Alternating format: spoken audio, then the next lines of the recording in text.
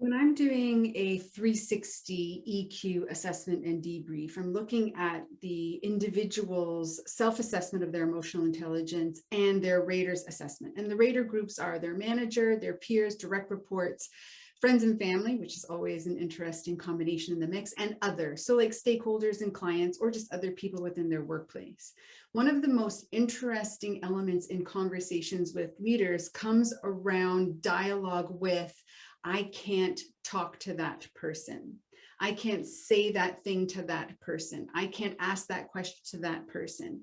And when we examine that person, oftentimes we're examining someone that they have placed on a pedestal based on authority or position or experience or some outward facade that they're recognizing and saying, because of these things, I am less than. And so I can't have a conversation. I can't engage.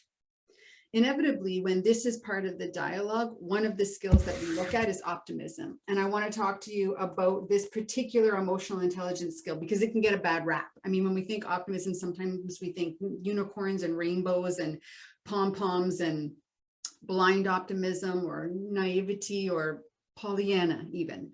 And that is not what optimism in emotional intelligence is.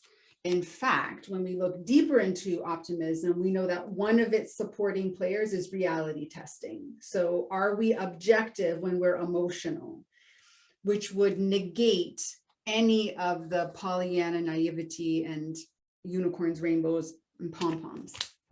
However, this isn't the piece I want to talk about. The piece I want to talk about is self-regard.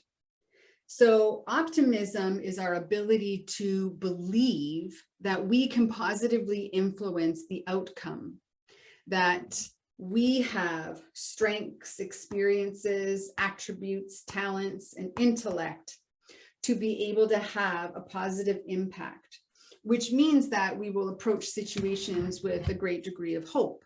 We will look at things from the position of possibility and opportunity and abundance.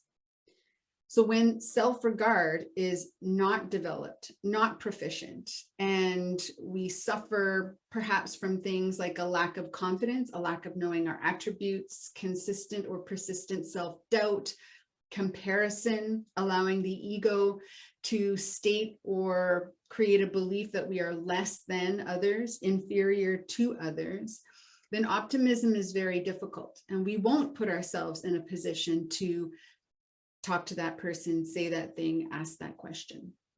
So if you happen to recognize that as a leader, you struggle in this space, these are skills that you could start to work on development of your self-regard to help push your optimism. And an easy practice is to engage in a routine or habit around gratitude. What do you have? Yes, we can take a look at things that we have, but what do you have? What are your attributes, your skills, your talents, your experiences?